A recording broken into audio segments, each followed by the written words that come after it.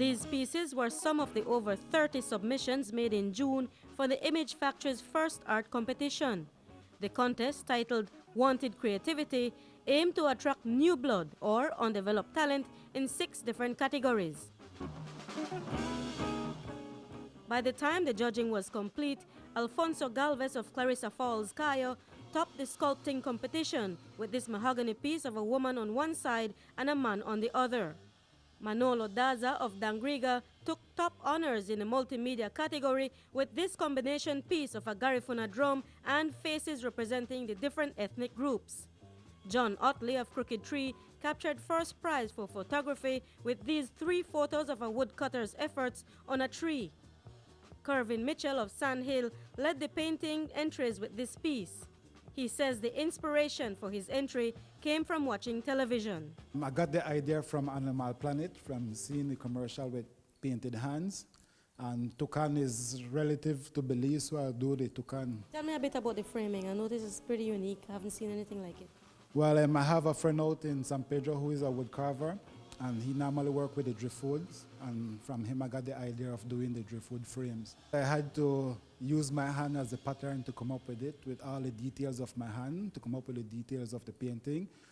And I had to select the pieces of wood to do the framing with it. I had to go into the mangroves to get the piece and select it. Wanted Creativity, the concept was to just basically give artists a total freedom to do what they want.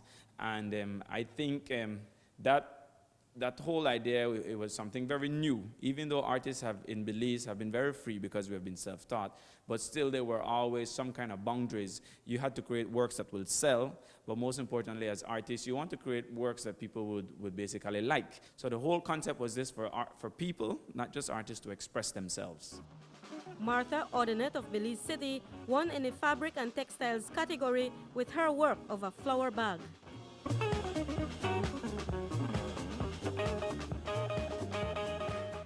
But if these presentations look challenging to produce, curator at the Image Factory and one of the judges, Gilvano Swayze, says selecting the winners was far from easy. It's always because we know a lot of the artists, so again that becomes a challenge because you know people. But that also helped because you knew what their potentials were. So we would have known, well, maybe we could have gone a little bit farther in this medium with this artist because we have seen similar stuff.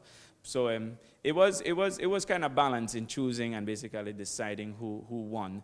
And I think the artists will be happy, and also we're happy with what has turned out.